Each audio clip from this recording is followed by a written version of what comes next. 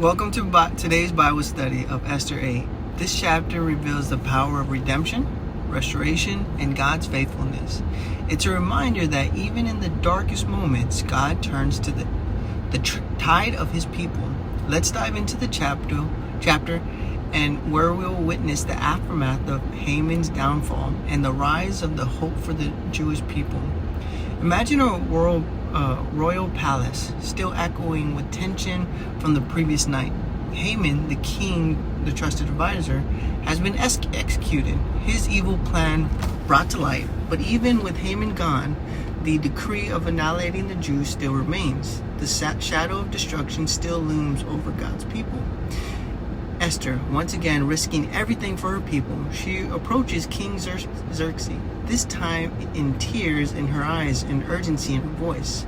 If the king says yes, if he regards me as favor, let the written of be overturned by Haman's device to destroy my people.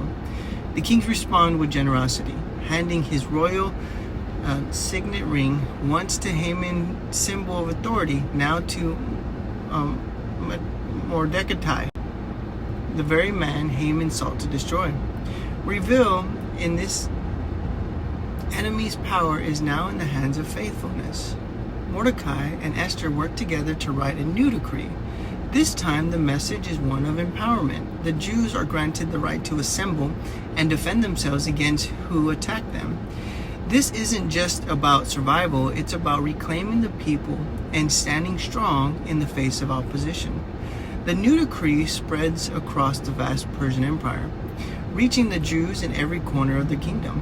The fear of the despair is once gripped with their hearts begin to fade, replacing the courage and joy. This place of mourning, there is celebration. In place of fear, there is strength. Mordecai steps out in the palace, dressed in royal garments, blue and white, a golden crown on his head. The sight with him signals a new chapter for God's people, a chapter of deliverance and restoration. The Jewish community rejoices. Their faith in God's vindicating and courage renewed them. So Esther 8 is a chapter of divine reversal. It's a reminder us that God can turn even the darkest situation into opportunities for redemption. They decree that was destroyed of the Jews is an avenue for their victory. Mordecai and Esther's faithfulness wasn't just rewarded, it became channeled through God's power was displayed. Where in life do you feel all hope is lost? Remember, God specializes in turning despair into victory, just as he did with Esther and Mordecai. He can take what is meant for evil and use it for good. Take a moment today, reflect. Are there any areas in your life where you're waiting for God to bring restoration? Maybe you're facing a challenge that feels impossible to overcome. Let Esther remind you that God's timing is perfect. His plan is far greater than we can imagine. Share this story with someone who might need encouragement today. As you go about your week, ask God to show you how he's working in the background. Bring about his purpose even when you can't yet see the full picture. You have a blessed, wonderful day.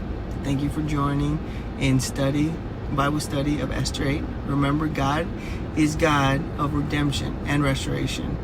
When all seems lost, he is working behind the scenes, turning the tide in ways we could never predict. Stay hopeful, stay faithful, and trust in his plan. See you next time.